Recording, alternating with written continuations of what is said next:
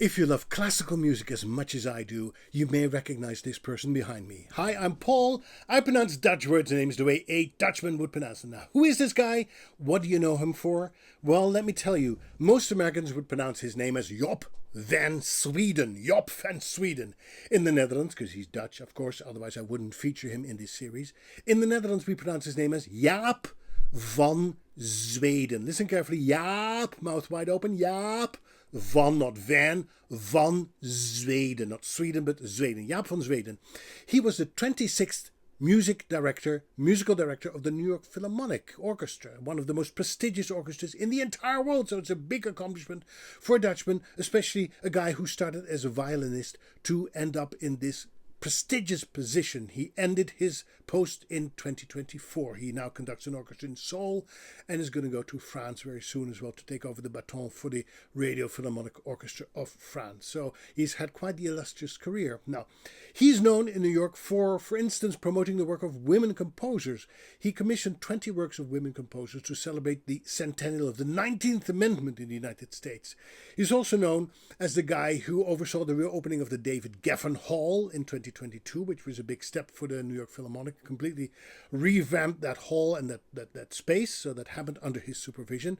And also he conducted 20 world premieres. Now, was he loved by New York audiences?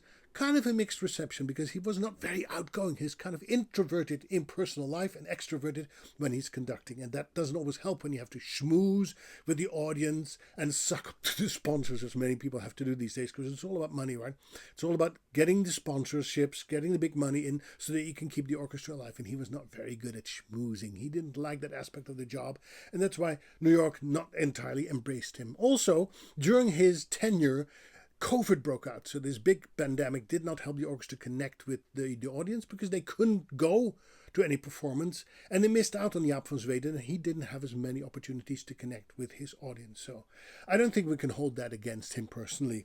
By the way, but if you love classical music, you know him as a very precise conductor who gets great sounds out of any orchestra, especially the New York Philharmonic. Now, when I compare his conducting style to a style of Dudamel, who is a successor, Gustavo Dudamel, by the way, or Leonard Bernstein, they are much more exuberant. When I see those guys conduct, you see ecstasy and joy. But when I see Jaap van Zweden conduct, you can see it in his face a little bit, I see agony and suffering, as if he's permanently sitting on a big fat hemorrhoid or suppressing some kind of fart. I don't know. Sorry, Jaap.